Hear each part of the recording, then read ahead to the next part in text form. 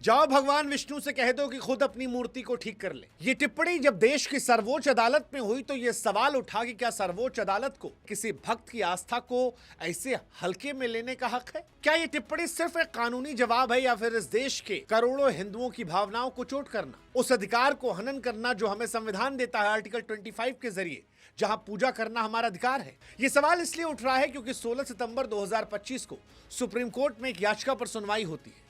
मामला जो था वो मध्य प्रदेश के खजुराहो में जावरी मंदिर का, जो यूनेस्को विश्व धरोहर स्थल का हिस्सा है।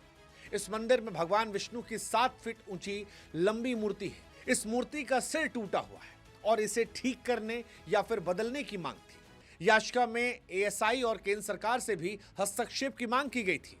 लेकिन जब यह सुनवाई हुई तो हमारे देश के मुख्य न्यायाधीश भूषण रामकृष्ण गवई और जस्टिस के विनोद चंद्रन की बेंच ने इस याचिका को खारिज कर दिया।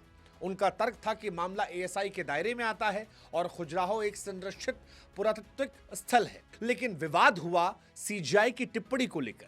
सीजीआई ने कहा कि यह पूरी तरह से पब्लिसिटी स्टंट हो जाएगा। आप एक काम कीजिए, जाइए और अपने देवता से कहिए कुछ करें।